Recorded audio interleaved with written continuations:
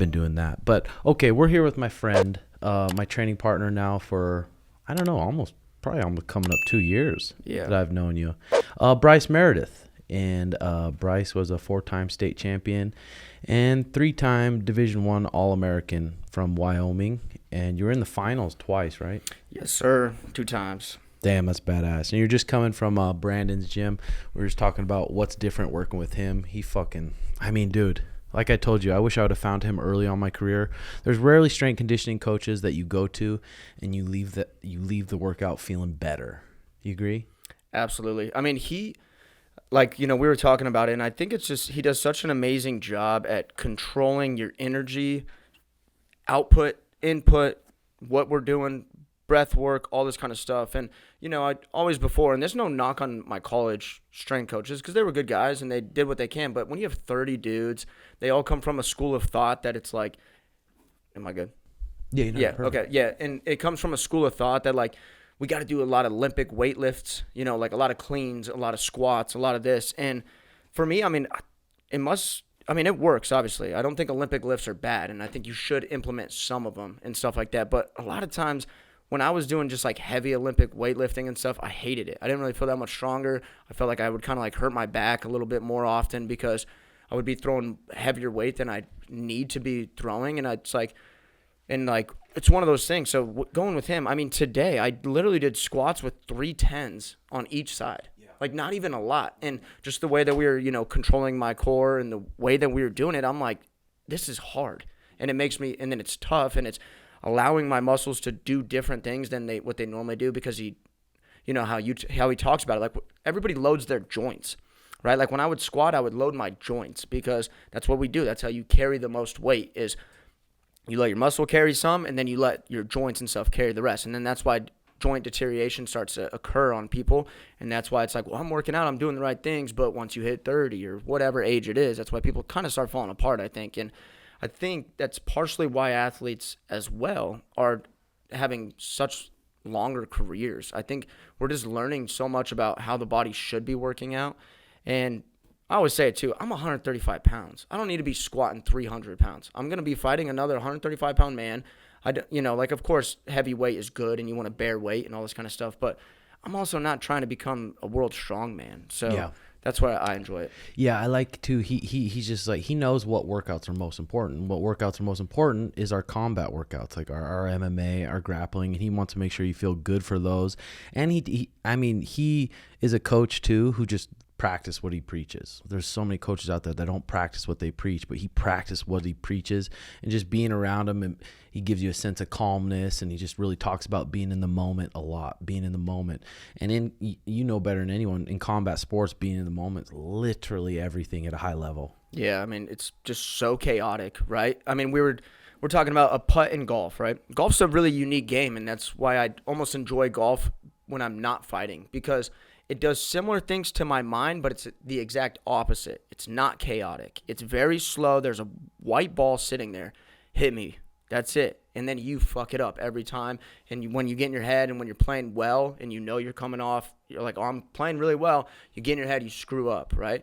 And that's a mental capacity that, is not chaotic, but we get beat by it mentally. Then fighting's the exact opposite of the spectrum, where it is chaotic in a lot of senses, but you just got to bring yourself back to it and know what you're doing in the MMA workout with this and with that. And it's all just a position. It's all just this. It's all just that. And it's just, that's where people, I think, struggle a lot with fighting, with combat sports and stuff. And practice, they're really good. This is what I call it, a practice room All-American, right? And they're the people that so sick in the practice room, so sick all the time. And then they get out there and then they fall apart. And there's a lot of things that go into that, right? Put a lot of pressure on yourself because you're trying to make your dad proud or this person or whatever. And I understand that, but there's these cool, dilemmas between chaos and non-chaos. And they both are asking kind of the same thing from yourself, but just in different ways. It's like a focus. It's in the moment. It's here we are.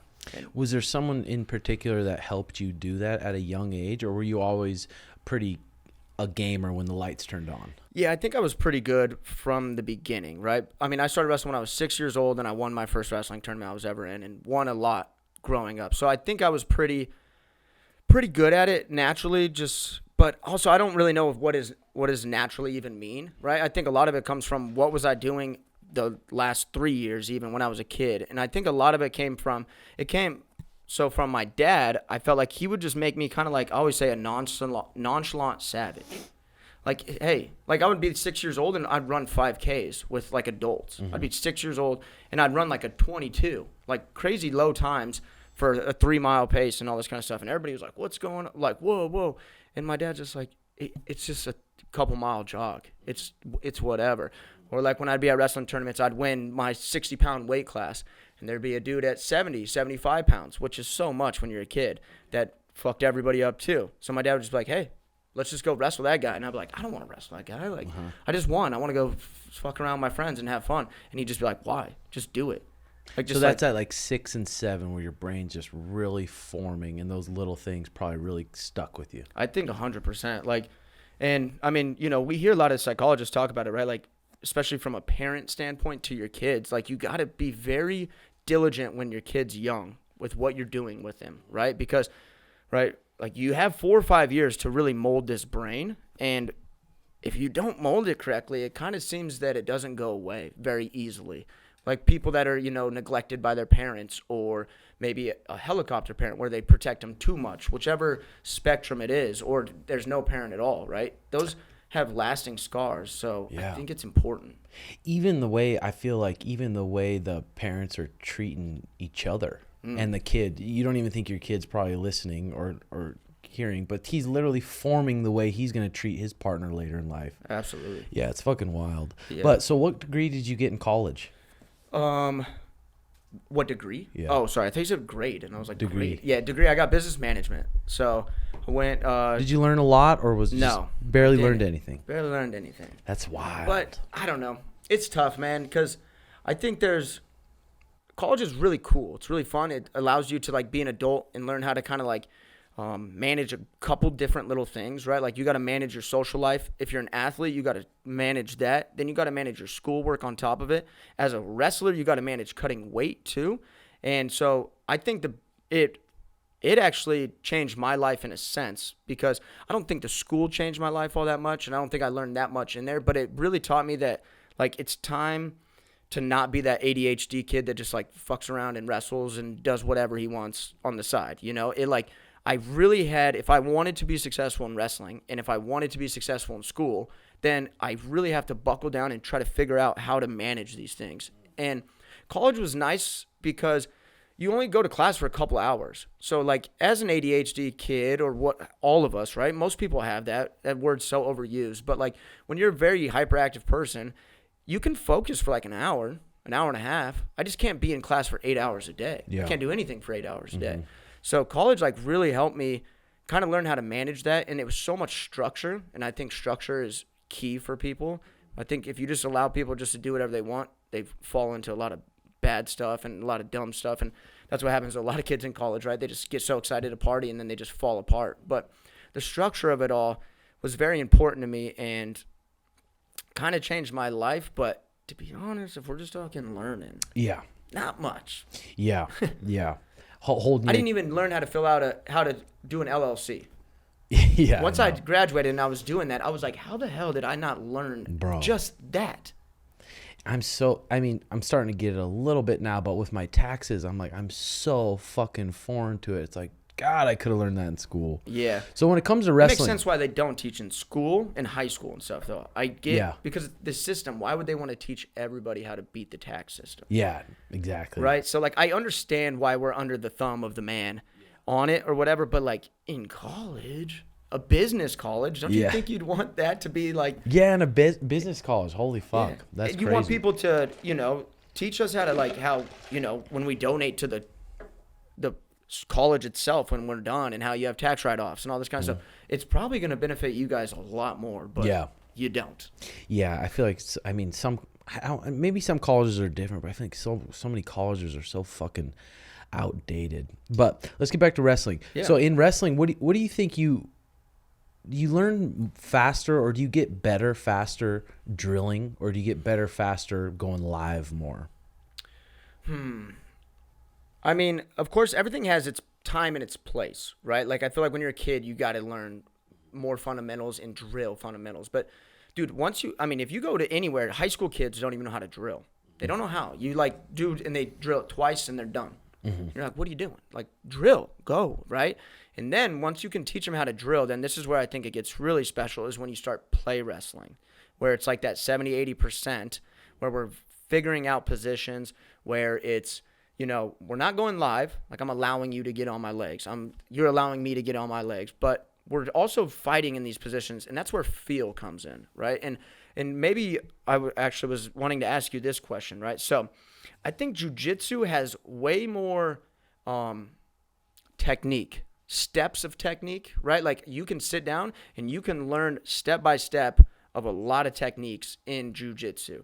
Wrestling, it does to a point, but I think why wrestling is so hard for people to learn and get really good, and it takes that longer time than it seems. I feel like that's a well-respected thought that people have, that wrestling takes longer to learn than other things, is I think wrestling has so much feel. It's like such a fight. It's such a cock strength. Like, I got to fight this position, but there's feel in it too. And I think that's where you got to learn how to play wrestle in those positions. And that's where you can get really, really good but I don't know. What do you think of that? Because that's kind of where I feel like, even when I just go to a jiu-jitsu class, I'm like, whoa, there's like 8 steps to just a simple move. And if I was trying to teach somebody wrestling a move like that, I'm like, we would have 3. Yeah. Right? So it's like less steps, less this. But it's because wrestling's kind of like a little bit more like fast and collision course and stuff. I think that's where like the feel starts making you superior over the next guy. Yeah, I think definitely. Yeah, and some people, that's the thing, they don't know how to drill. And wrestling, it seems it's a little bit more simple, but I think you nailed it. Like, it's a little bit more simple, and definitely comes down to feel. But with Taquinho, I was always like, I wonder why he doesn't have us drill a ton. But he would always say, at your level, it's just go live, and go live hard with good guys, and that's where you're going to learn a lot, for sure. But maybe a lower level person should drill more. Like I run my classes, we go a half hour of drilling every day, and then we just go a half hour of live goes pretty much every day. So yeah, I'm always curious with that, because some people will say, no, don't roll every day. You shouldn't roll every day. You should drill, and then you should drill more than you roll. So I think I was just curious to kind of what your take was that. Yeah, I feel like maybe that's the middle answer, is play. Like, we're going to drill a little bit, but we're going to play wrestle a little bit. And it's going to slowly go from 50 to 60 to 70 to 80, and then about 85%. That's about the max that we're going to play at. Because, of course, man, like, it's just, there's a lot of wear and tear when we're going full live. Like, somebody's really sprawling on you, not trying to get taken down. In wrestling especially, right? Like, jiu-jitsu has its different type of wear and tear, because, like, people are, like, trying to break your joints. But wrestling has a wear and tear of, like, fighting through that position. Like, when somebody really sprawls on you in a wrestling, it's hard on your shoulders. That's where it gets really tough on you. And like in jiu-jitsu, people don't sprawl as hard, because they're jumping to your neck, they're jumping to their back, they're doing this, which is like, that's its own problem you got to deal with. But there's like, and so that's why I think the play wrestling wins in my heart, I guess. And I feel like for you, like, the MMA is transferred over. I mean, it's going to be hard, but then also, I mean, it's going to be good in a lot of areas too. Just because you shoot so much from tie-ups and in close range, and then you get into striking and you're farther away. But still, I mean, once you get your hands on someone, it's just like, especially at your weight, people are not going to be used to that kind of power. That's why I'm thankful we have you, because I'm like, tell Sugar, if Bryce can't take you down in the cage, then none of these motherfuckers are going to be able to take you down in the cage. So it's wrestling for MMA versus wrestling collegiate. What do you see the big differences? So I think this is what it is, right? Once our rule sets becomes more finite or more restricted, right? Like boxing. A really good boxer is going to fuck up most every MMA fighter, right? Like, we pretty much know that. Even if they're a good striker, if we're just boxing, he's going to win in boxing, because he's had these 2 weapons his whole life, and he's learned really well how to just use these 2 weapons. But then instantly, if you put kicks and wrestling into it, it's a different fight, right? So I feel like that's the case with the difference between wrestling at a very high level is there's a point system that is in place. There's less freedom. So now it's who's way better at a position than the next guy. Like, I mean, I joke with a couple of the guys or whatever. They'll ask me, some of the 3,500s, they'll be like, hey, if we just went wrestling, how many times do you think I could take you down? I'm like, none. Mm-hmm. If we're just wrestling with wrestling shoes on, you will never take me down. And they're like, what? Never? And I'm like, never, bro. Like, I got taken down like 4 times my senior year in college. Like, you're not taking me down. And of course they maybe could, but like, I really don't think they could. Yeah. It's going to be kind of like a weird situation of a slip up. Well, you're a black belt in wrestling. Yeah. But and there may be blue belts. Exactly. Mm-hmm. But if we're doing any form of jiu-jitsu or MMA, of course you can take me down. Mm-hmm. Yeah, like, you know what I mean? I'm sitting there striking now. I'm not even thinking about you shooting on me. And there's all these things. So it's like, I heard Chael Sonnen say it, and I don't agree with it, but he was like a really good high school wrestler, or maybe like low-tier college wrestler, I can't remember what he said, is just as good as an Olympic wrestler in the cage. Because there's only so much you're going to do, right? Mm-hmm. Like, and I think there's a lot of truth in it, right? Yeah. Because, and it's crazy, like, almost all the All-Americans from college wrestling that are in the UFC now don't wrestle in fights. Yeah. They don't even wrestle. It's kind of funny, right? Yeah. So, like, like, literally Gaethje, Chandler, all those guys, they don't wrestle. They just bang with people. Yep, Colby. Colby, all of them. Mm-hmm. And they can, I guess, like, Usman is probably one of, and he was decent at wrestling, but he wasn't super high level. Like, I guess he was. He was good high level, but nothing insane, right? Yeah. But that's what it was. And I don't know. It's just... Partly, I feel like a lot of people don't wrestle because the rounds are so long. Yeah. And it fucking just zaps your energy if you fail on a takedown. Or if you start scrambling for a 30-second scramble, it's like, fuck. Yeah. This is a 5-minute round. This isn't a 2-minute period or a 3-minute period. In college wrestling, was there a lot of steroids?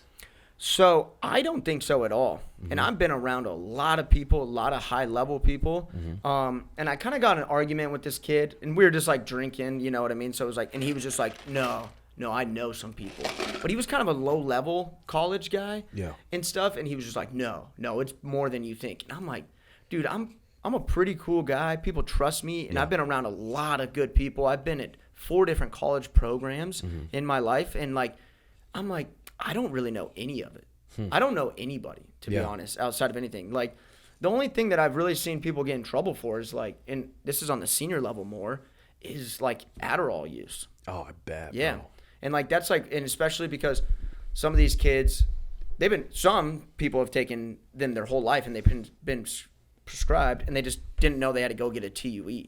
Because they're like, oh, a doctor gave it to me. Oh, okay. Yeah, so they don't even know. Mm-hmm. And then, so people run into that. But then also, there's other people where it's like, oh, you're cutting a lot of weight. What's going to help? Yeah. A little Adderall. You ever took one? Oh, yeah. They're fire, dude. They're amazing. I just don't think this is a healthy habit for me to do. There's no way. Because when I take it, I'm zooted up. Yeah, like, I'm ready to go, especially if you're partying or whatever. Like, which you shouldn't be doing that. But, like, dude, you're zooted up, and I'm like, people take 2 of these a day. Some people take 1 in the morning and then, or whatever, they take like a long one, and then they take a little one in the afternoon. I'm like, 2 a day? I don't even like trying to have more than 2 cups of coffee a day, because I feel like the chemical in our brains are really fragile, right? Like, I think of it this way, and you kind of tell me.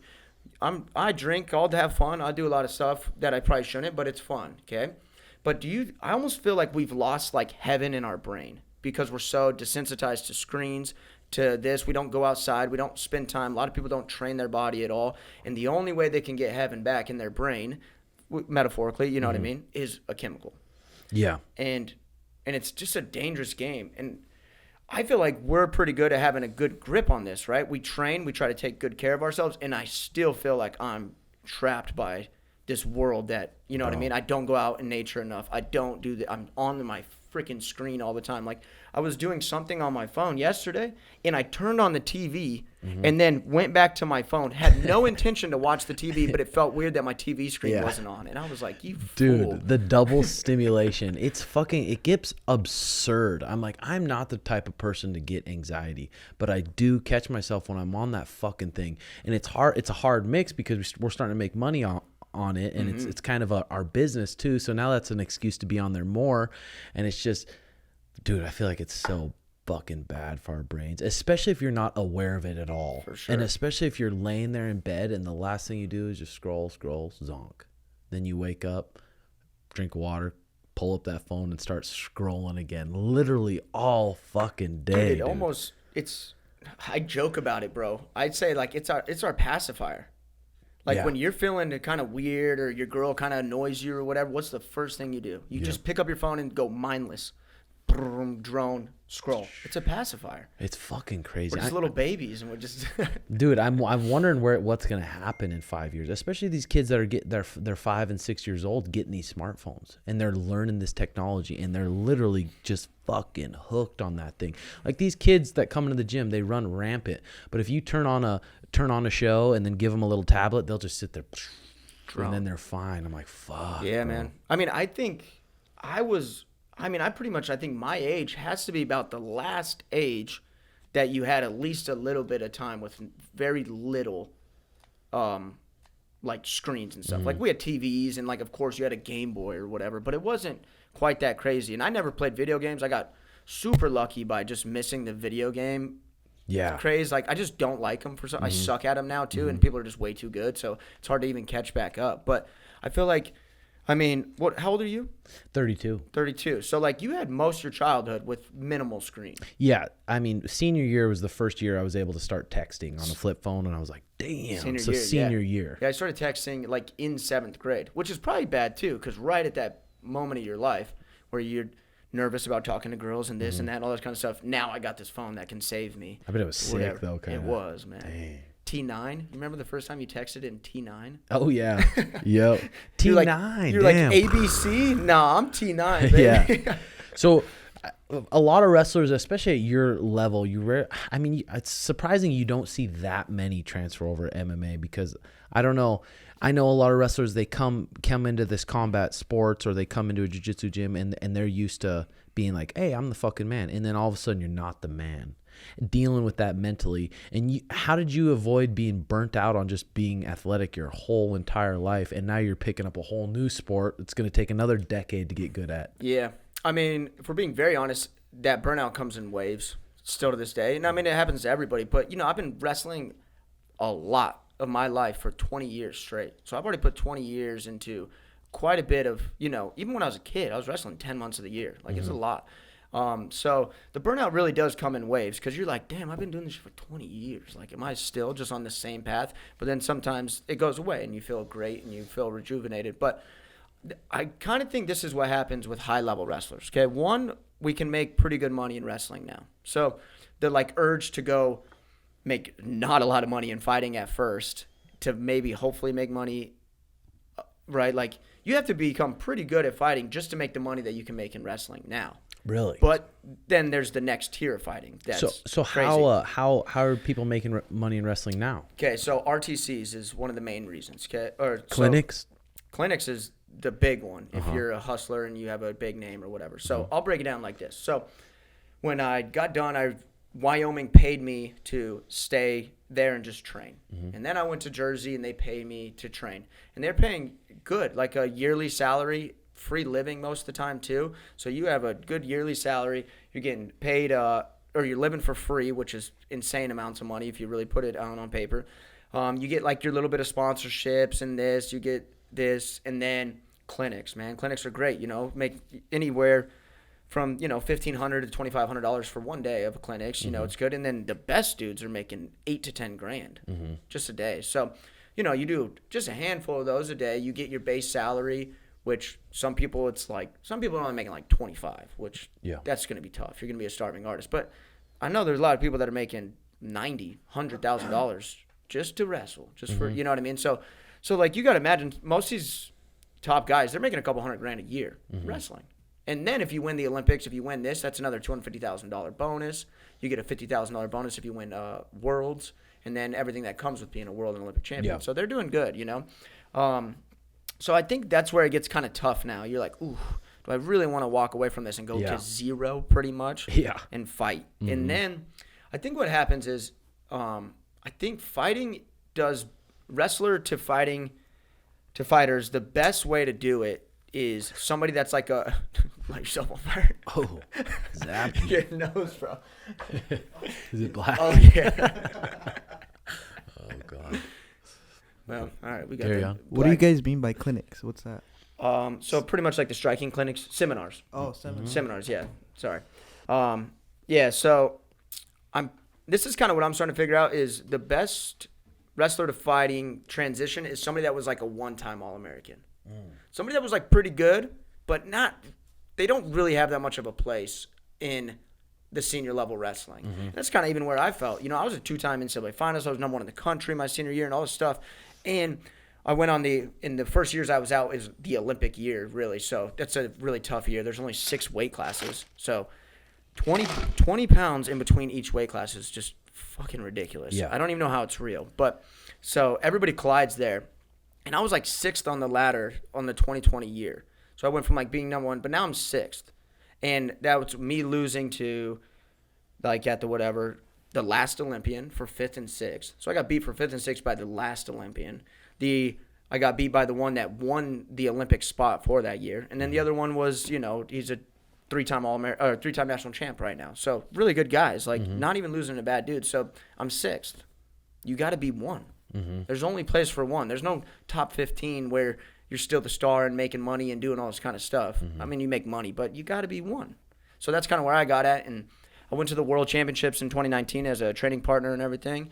And I just kind of saw it, and I was just like, I don't really know if this is what I want to chase for the next 8 years. What I want to chase is, trying to make the UFC and trying to do this and do a little bit bigger stuff, and then also just something new. Was there someone who stuck out to you to where you're like, oh, I can fight, or anyone who talked to you about it, or? I try to tread very lightly because there's so many wrestlers out there that go like, oh, Kamaru Usman's the champ. I beat Kamaru in college. And I'm just like, dog, shut up. Yeah. It's such a different sport. Or so many wrestlers, they go in, they're like, dude, I went and like wrestled with this jiu-jitsu dude, and I just like fucked him up. And I'm like, yeah, in wrestling? Of course you did. Go do anything else with him, and you're not going to do that, right? So like, I feel like I almost wanted to do it because I felt I want to do things that I feel like I'm not good at. I've always felt like I'm not even that good at wrestling. That's why I got to keep training and getting better. Because when I look at myself in the mirror, sometimes I just see like a little bitch, right? Like I don't work labor. I don't do this. I ain't got no calluses on my hand. Like whatever, like I felt like a bit, and that's why I wrestle, and then that's why I fight because, like, I don't know, man. This world doesn't care about you, and it's a harsh world, and the dirt will drink you up and spit you right back out into a flower or something. Like you don't really, and I think that's what fighting kind of helps me. It helps me combat the like craziness of that. It's like, dude, I fucking fight. Yeah, this is what I do. Yeah, for sure. Especially for me, for sure too. Starting boxing and even starting wrestling and fighting, it was pretty much came down to, I don't know if it's insecure, but yeah, I'm insecure and I want to be secure, and it definitely helps with that for sure. Yeah, I mean, I was really small too, so that's like where I was so small my entire life. I redid 7th grade. I was one of those guys because if I didn't redo 7th grade, I weighed 87 pounds as a freshman. That's what I would have Damn, so all the chicks went up to 8th and you're sitting 7th? 7th grade. And it was one of the hardest things, and I feel like it was one of the best decisions of my life. Might have changed my entire career. And it was one of those things that it took a lot of sacrifice to do that. Be in 7th grade and tell all your friends and all the girls and all this, I'm staying back. Fuck. And they're like, what, are you retarded? Like, you're not smart enough, And you're like, no, I'm smart enough. I'm just small. And they're like, what? They're like, what's going on? Right? It's just so weird. But it's, dude, I was just so small my whole life. So I was always so scared, of people. And even though I knew I was so tough at wrestling, but I was like, dude, I'm 60 pounds. I'm scared. Yeah. And then it made me more of like that savage and just Fucking like, scrappy, whatever. It's crazy now because probably, especially you with your blonde hair and you kind of stuck out a little bit in college, that college athletes can get those endorsements now. You probably would have been balling. I probably would have been balling, man. Fuck. It really sucks because, and I'm so happy for those guys and all this kind of stuff. But, dude, I remember like right when I got done with college, I did a shirt sale and I sold them for $39.99. Expensive shirts. I sold 350 shirts in 2 hours. Damn. So I just had $15,000 in my account, and I was, in college. I was what the fuck, dude? I'm so rich. I'm like, what's happening and all this kind of stuff. And like I just think of that and I'm like, dang, that I only got to do that one time because it was after I was done wrestling. And yeah, you keep selling shirts, but college is the time that lights on. Yeah. So like if you can do it throughout college, it's nice. And then donors are so into donating to college athletes because they want to feel, and I don't mean this in rude, they want to feel important and tied to this. They want to be tied to the University of Wyoming. And they want to feel their name. They want their name on the plaque and all this kind of stuff. Like I had people that, and it's kind of the bullshit at college, to be honest. It really makes me mad. They donated $10,000. I had multiple people donate $10,000 to the Bryce Meredith scholarship. They thought I was getting that money. They came up to me and they said, hey, if you need any more, let me know. And I'm like, I'm not getting any of that. That just goes to the funds of the wrestling program. That's crazy. Yeah, so the donor just goes into the front office and gives who a check?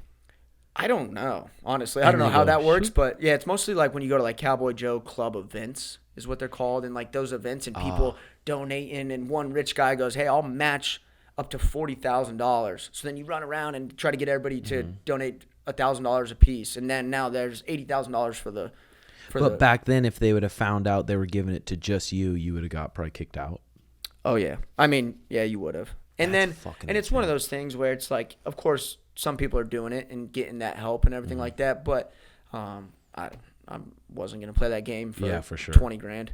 So yeah, now kids are getting probably shoe deals. Yeah, and just like you said, the shirt deals. Right. 2 years after you fucking get out of it. Yeah, and I mean, I don't know. I'm happy for him. I talked my shit about how like. I don't think colleges should pay athletes. I don't think the college should have to pay an athlete. But to deny an athlete getting paid from a brand was just absurd to me. Yeah. Like, dude, if somebody wants to give you a truck, you get a fucking truck. Yeah, that's crazy. That's how it should work. So how did you navigate? You went to Wyoming, and I know they do a lot of drinking. My boys, Mendenhalls, I know they like to do their drinking. Partying in college, how did you navigate that? Because you were, super high level. You had to be top dog, and I mean, did you enjoy your parties too, or how did you? Because it's crazy how many kids. I mean, wrestling practices are fucking grueling. Like they're grueling if you've never done them. And kids will get drunk, hungover, and get up and go to fucking wrestling practice. Yeah. It's like, God. So this is what I always said, and I think this actually helps so much with my self-confidence. Right, self-confidence comes from like being able to keep promises with yourself. I think, and that's like why it's good. And I'll kind of get back to that later. But I had seasons in my head. So, summer, we're drinking season. We're training and we're doing our stuff, but I'm drinking.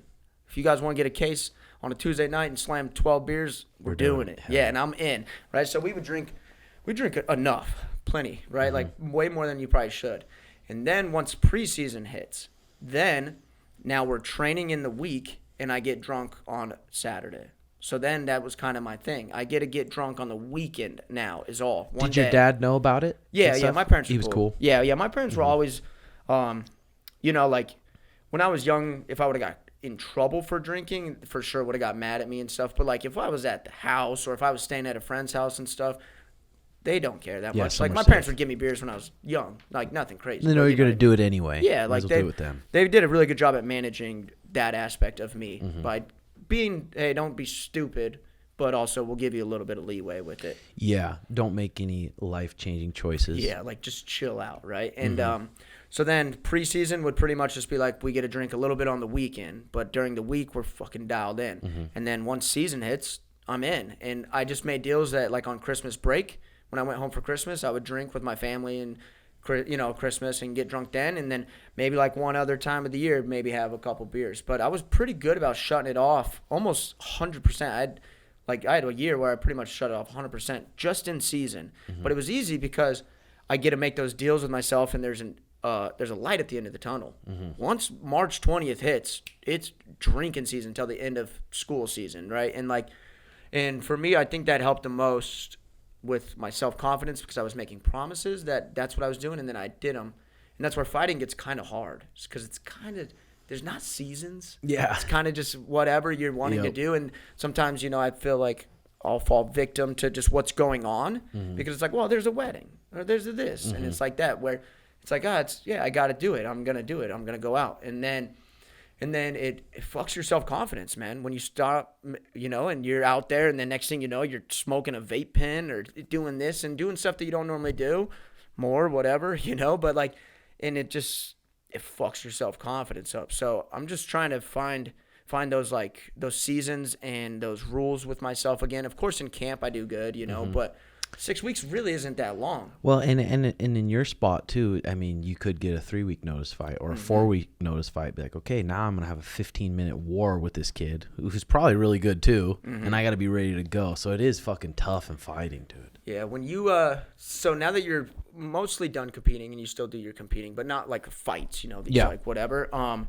How has it been trying to, you feel like managing when you're allowed to party, when you're not allowed to party? And I feel like you're very good at self-restriction and do a pretty good, except with sex, I guess. You're fucking let that thing fly out. But but everything else, you do a pretty good job at self-restriction, right? Yeah. And so I wonder, like, is it hard when you're not really competing to just like, no, I'm not drinking for 3 weeks. No, I'm not this. Yeah. Well, for drinking, I don't know. My dad was big into drinking. My brothers, they've been drinking. They like drinking a lot. I just don't like the way it makes me feel. I don't like it. It just slowly makes me retarded. And if I am drinking, it's different when it's with girls and they're loosening up too, and you guys are getting to know each other, and it's different. But it's not really hard for me not to drink. I never just crave a beer, or I never just crave alcohol. I mean, even still when we go out now, like a lot more opportunities to party are coming about, and even still when we go out, I'm never pumped to drink. I'm never like, let's drink. Damn. So yeah, it's just probably not liking alcohol that much. Yeah, that helps. Knowing too, I enjoy alcohol a lot, and it's like, it's one of those things though, because I think why I enjoy it so much is because I don't really change that much. I'm like, a lot of times my friends, like, we'd be getting like blasted, and they'd be like, "Are you not even drunk?"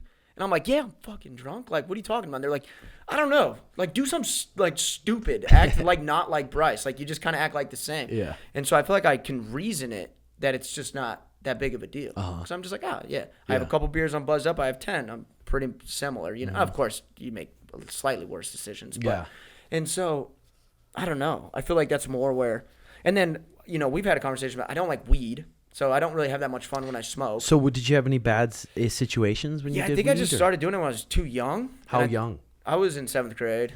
It started just puffing on a little joint ski? No, fucking hitting gravity bongs. What? In 7th? Yeah, bro.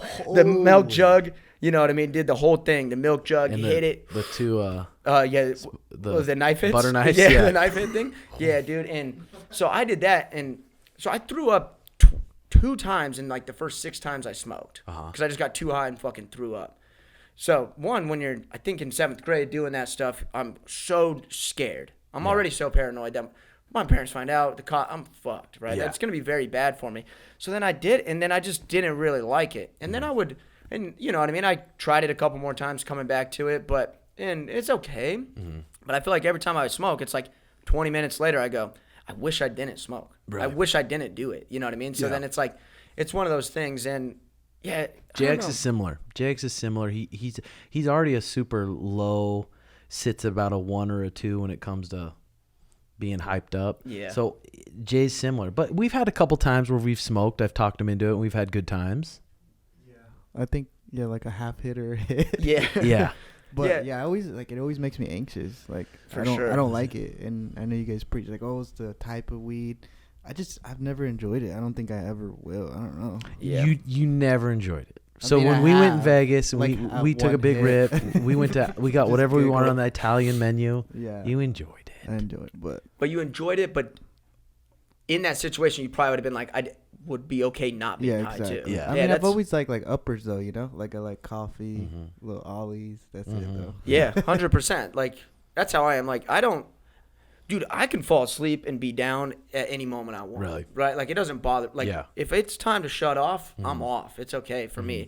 So, like, for me, that's how I am. Like, I want to, like, if I'm doing something, I want to, like, I want to be hanging out, partying, talking, doing shit for way too long, you know what I mean, and having a good time. And so that's kind of where I've always been. And that's where, like, psychedelics, I feel like, is cool because you kind of feel high in parts of it, when sometimes that's why I don't really like that. But there's more of like there's more of an experience than just weed or whatever. So that's why I've had more fun, and I'm not like doing it all the time or like some psychonaut or whatever. But it's more fun because there's at least more of like this adventure that I'm going on rather than just being like fucking high. Yeah, that makes sense. For me, I feel like I remember Sam Harris he said it opens up different neural pathways in your brain. So if I'm looking at one thing and I smoke and I look at the same thing, you'll maybe look at it from a different point of view or something. That's why I like it. But I also think for me, it's like almost like a meditation hack. My mind can be going crazy about the business, about training, like so many things. I take a puff, I'm like, and just be right there. Yeah. And now enjoy the room, enjoy Mariah, enjoy everything around me, and just Mine brings does me the there. Opposite. Really? Right? Like that's like I'm sitting there doing, and then I smoke, and then I'm like, fuck. Yeah. Yeah. It's not even like getting in trouble. It's just like, I don't know, that feeling of like, is this gonna go away? Right? Like that feeling hits me, and I do not enjoy when that feeling hits. Like, oh my God, edibles too. Same. Yeah. I did have a really great time on edibles once, but we were at the OTC and we weren't really partying, and we were just like, prisoners training pretty much, you know what I mean, and whatever. So then we just like, we ate some of them, and it was with a group of good dudes. And so the first like hour I was giggling and having a blast. The first time I've ever gotten like way giggly, because I've never even really got that with smoking. So I was like, that'd be more fun if I was giggling, right? Like I would have fun giggling. And so I got that from that hour, and then the next couple hours I was pretty couch locked, which it wasn't like, and I only took probably 10 milligrams. I don't even think it was that much, you know what I mean? Maybe a little bit more off the bite that I took, but like it was only 10, and I was higher than I needed to be. Damn, probably. Hell yeah. So you were talking about, have you always been good at eating clean, or who taught you that? No, I don't really eat clean. I just don't. I'm not a foodie. So it doesn't really get out of whack for me. So like for me, I want to eat just like steak, taters, and some vegetable. Like a good old Wyoming boy. Just it, man. Just meat, rice or potatoes, and a little bit of this. What about breakfast? And yeah, just like a couple eggs normally is all I eat. I need to get better about breakfast, but so I've always thought like, and I'll go eat fried food sometime. Like Tuesday night tacos. Oh, sure, I'll go eat some tacos. Friday night I'm eating some chicken tenders with some buffalo, like that kind of stuff. So like I've always felt like I've never been that clean. I mean, when I get in camp, obviously it dials differently, but I'm not that crazy either. I don't really overeat. I don't really, you know what I mean? Like if I'm training hard, I'll eat my sugar at night and stuff because, I just probably need more carbs and calories in me. But, yeah, I don't know. Like, I mean, that's nice because, I mean, a lot of people who've cut weight their whole life, they get scarred by it, and they almost get like, have issues with food. Like, especially me, cutting to 155 for a long time, I've had issues with food. So when I'm able to eat, I can fucking eat.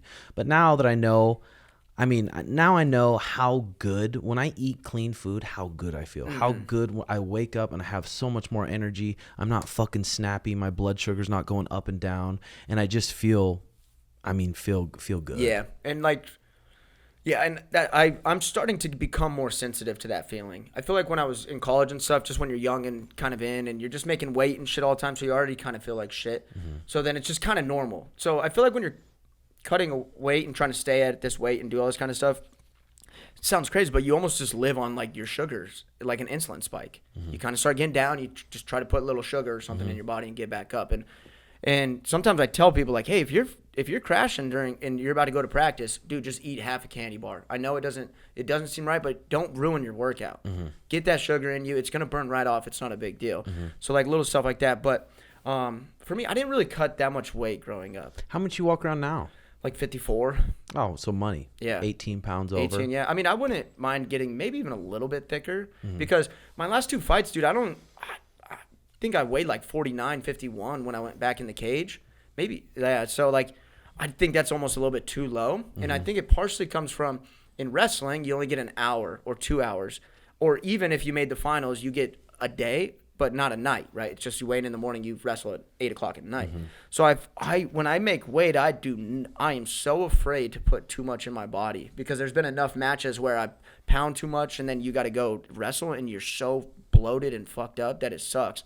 So maybe I just need to put more into my body and I can get closer to that 54, 55. But I don't know. I think kind of when I cut, you kind of wither your body away to that 48, 49, and then you cut it, and then that's all I can get back to. Yeah. I'll have to send you some of the stuff Dan Gardner has Sean. I have it, actually. Oh, did he send you over? Yeah, I got it from Brandon. So I've actually followed that plan. Have you? Yeah, and I enjoy it a lot. I actually enjoy when it's like not enjoy because you're hungry and cutting, but when it's like pretty much just eating those like meat portions 5 times a day or whatever, like I enjoy it. I feel like you said, I wake up and I don't even take naps anymore or anything like that. I just feel like my energy is just like, damn, that's pretty cool. like less sugary. I'm not like sparked up as much as I can be if I'm normal, but I'm just like on. So wrestling, you'd get hour to 2 hours after weigh-ins, and especially you'd probably usually be a higher seed, so you kind of know your first round. You probably have a lower level guy, but then you have another couple hours till the second round. Yeah, like jiu-jitsu, you get on the scale. You probably have 5 minutes in the bullpen. You go and get your match in, and then now they're running the whole bracket. So you get done with that match. You maybe have 5-10 minutes. You got your second match, 5-10 minutes, and then you got your third match. So you really can't cut that much weight. What's the most you've cut, like in like the last 12 hours, and then went and wrestled a full tournament? So yeah, wrestling gets a little bit weird too, just because you have to weigh in the next day normally.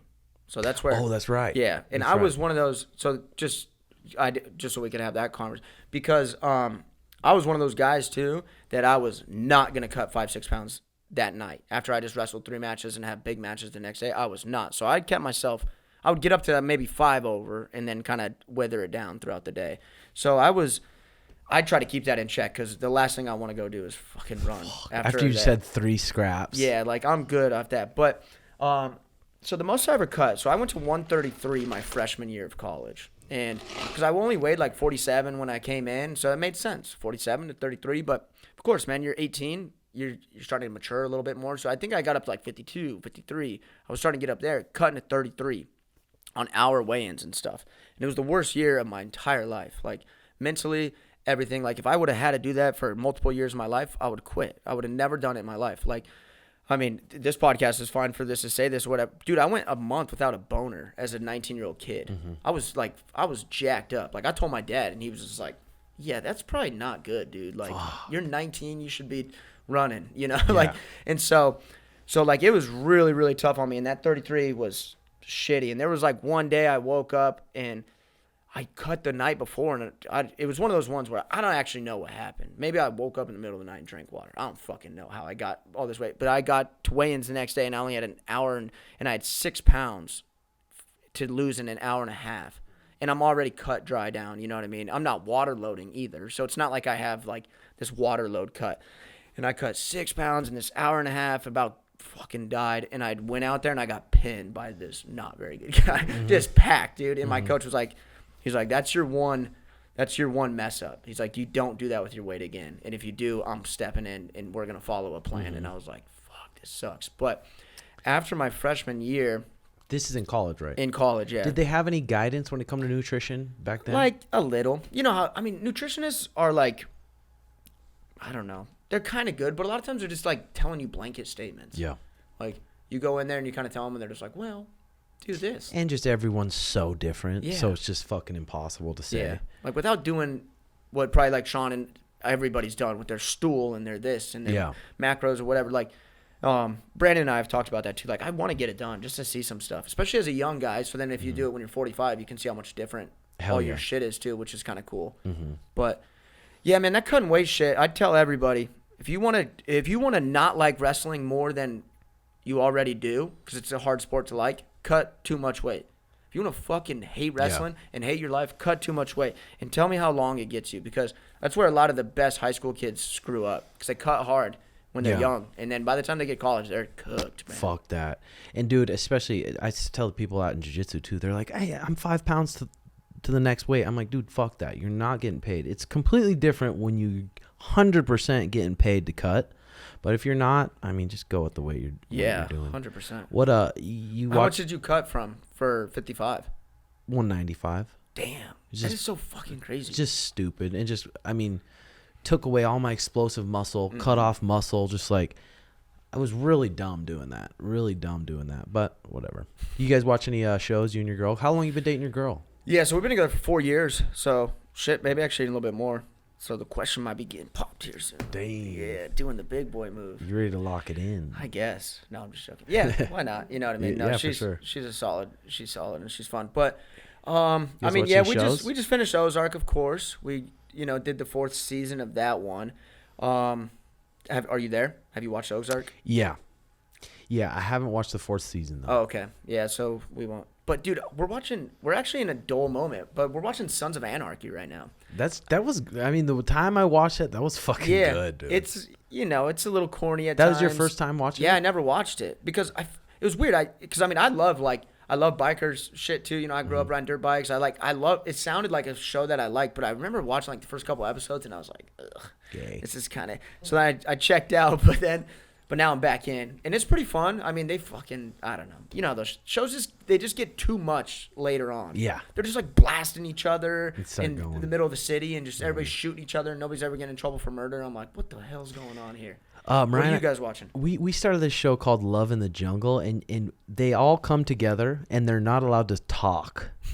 So you just kind of have to like they have to just grunt and and then they do different. All the males will do something to compete who's alpha, and then all the women will compete to do someone who's alpha female, and then if they pick each other, then they have one night to go back, and just those two can talk, but they never can talk as a group. They just have to grunt and shit. It's a fucking funny ass show. And it's good, huh? Just with no talking? It is pretty good. It's just entertaining. You watch The Bachelor and stuff, right? Yeah. You get into that? Yeah. I do too, man. It's fucking, me and my girl said it last night. We were just like, yo, when is like a next season coming out? I know. And it's so funny. And you probably feel this way. While I'm watching it, I don't even really enjoy it that much.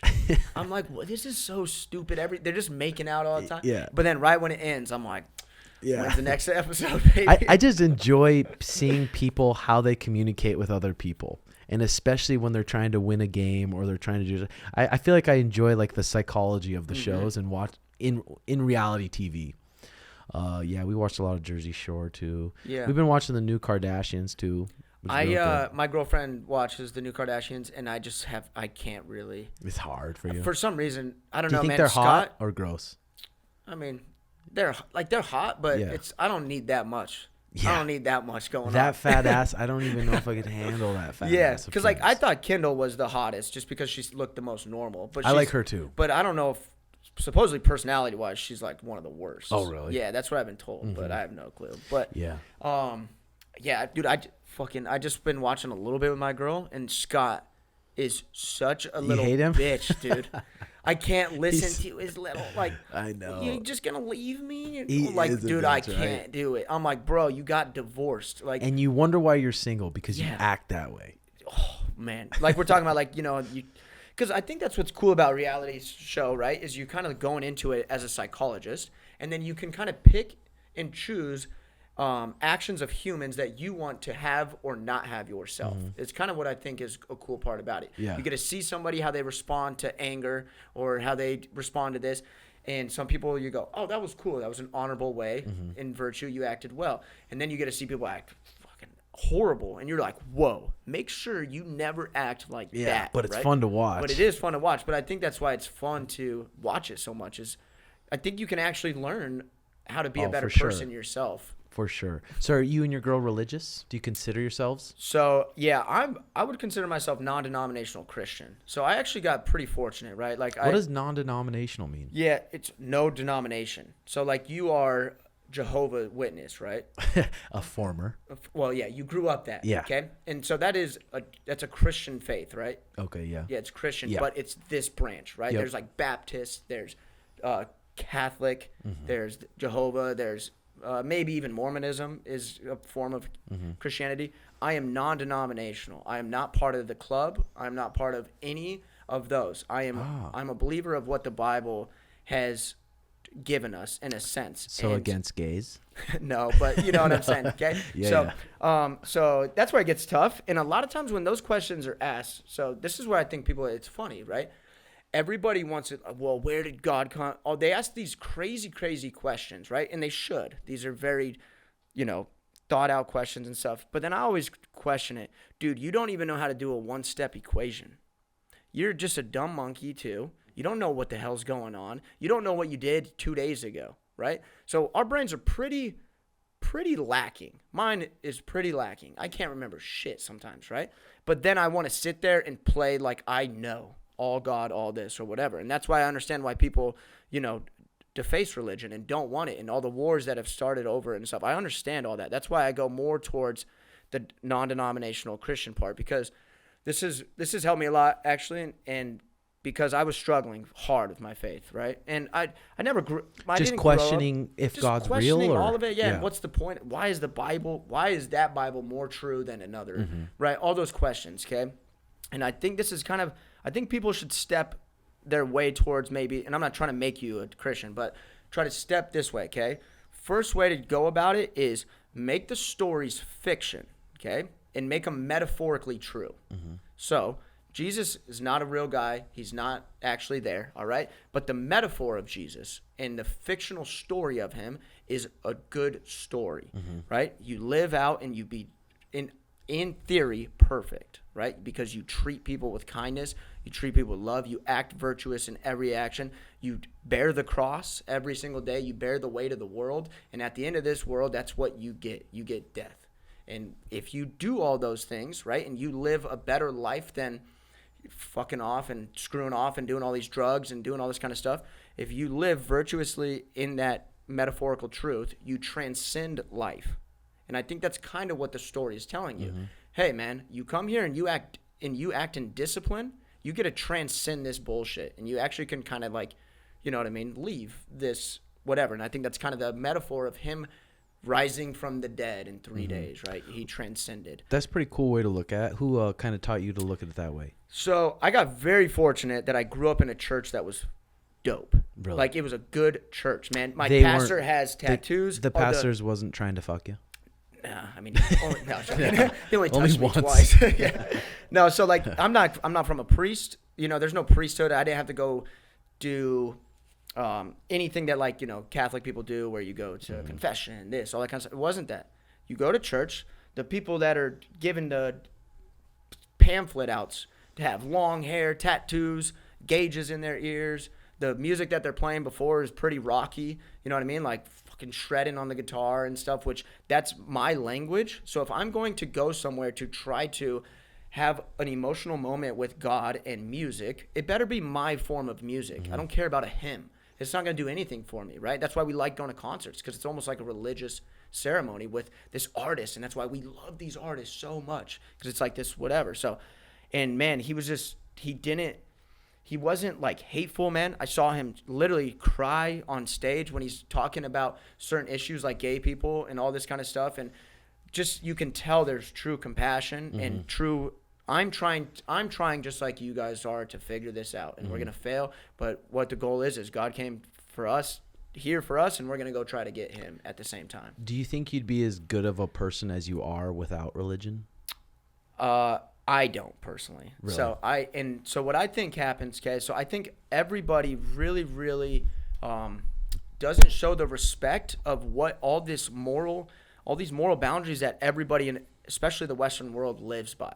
Okay, so you guys are like, I was born in the Constitution is pretty much written off a Bible. It's very similar, right? Like you have due process, you have this, you have freedoms as an individual yourself. We get to do this. We're gonna be kind to people. We're gonna, you know, like the whatever. So I think a lot of people almost everybody grew up in a Western world, right? In ours especially, and then people pretend like all their morals that they were given weren't given to them by these religions, pretty much.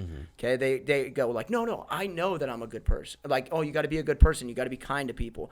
You got to do this, and they hold those morals with high respect. And I'm always wondering, well, yeah, those have been given to you through all these generations, these last 2,000 years, especially, and it's been given to you, and that's why you think you don't need it, and that's fine. I'm not telling you do need it, but don't be so quick to think that all those things in your head were given by just you being a human. It's been a lot of things that have come into that. It's not just Christianity. I'm not just saying that. And so I think that, like, I don't know, you almost got to pay a little bit more respects to the idea that you at the end of the day are a fucking monkey, and monkeys rip people apart. They steal. They're not very compassionate, and that's what we evolved from, right? That's what we came from. We are animals, and what we're trying to do is just trying to grip on to our morals as best we can as a stupid animal. And that's what's trying to separate us from other animals, is you play with those morals, and then we act in it. Like, Mm-hmm. we're all pretty good to each other. We really are. We live in a world that's, you know, morally pretty sound for the most part. But yeah, and in religion for some people helps navigate it. yeah. Yeah. Yeah, and I think, you know, a lot of times, like, and this is why, like, religion, it just gets hijacked by people acting like people. Oh, for sure. Right? Like the greed and the this and all that kind of stuff. So that's why I try to really, like, almost like denounce religion as a whole. Mm-hmm. Like, I don't like the religion aspect of it, because it becomes this club that it's not true. That's not what it was supposed to be. Yeah. It's more of these, like, guidelines, and try to take the metaphorical truths of how I'm supposed to act, because like, last thing I guess I'll say on this, like, the reason why these stories I think are cool and why people should kind of relate to them or whatever is because I think fiction, right? And this is a little bit from Jordan Peterson. Really helped me out with this. Like, let's just say these stories are fiction. Fiction is more true than truth, and that's why we like them. Like, so, like, Batman, right? Batman and Joker. The reason why we love those stories so much is because in one half of you, you're Joker, and you want to bring chaos to the city. You want to watch people burn. You want to fucking hate them, right? Mm-hmm. That's that devil, demon, Joker inside you. Then the other side of you is the Batman. You are morally so sound, and you do everything right, and you do all this kind of stuff. And the reason why we like stories is because you get to both those characters that are also in us get to live out that truth in a story. Because I'm not going to go do Joker shit in real life, really. That ends pretty quickly. You're going to get arrested and you're going to do that. But the Joker's still in me. He's still in there fucking, let's burn. Yeah, every time you get horned up. Yeah, all these things, every time you see a good pair of tits. It's fucking brutal. It's Dude, Joker time. You should check out Righteous Gemstones. It's fucking hilarious. It's like, oh, it's funny. It talks about, they're kind of making fun of, like, Joel Osteen and his rich family, but it's just fucking good ass humor. That's great. But our cameras are probably about to die. Guys, give Bryce Meredith a follow. He's going to be in the UFC. He's going to be a big part of why Sugar's going to be a champ. He's going to be a big help in that. And then this episode is sponsored by patreon.com/Redhawk Academy. I'm putting up stuff there every week. All the merch we're dropping, you get 20% off. You guys get it first. And then when the merch sells out, I'm not making any more of it. So you guys get first dibs. And for the $10 tiers, you get 30% off all Thorn supplements. And then I'm going to keep adding shit to it, techniques and different vlogs. JX just uploaded a vlog of when we went to the reservation last week. So where'd you go?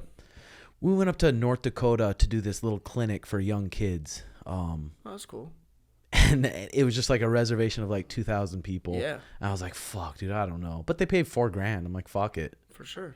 And it was a good experience. We got a good vlog out of it. So, all right, guys, we will see you next week. Give Bryce a follow. Love y'all. Feet are going to shuffle in. I'm going to throw a 2, 1, and I'm going to come over the top.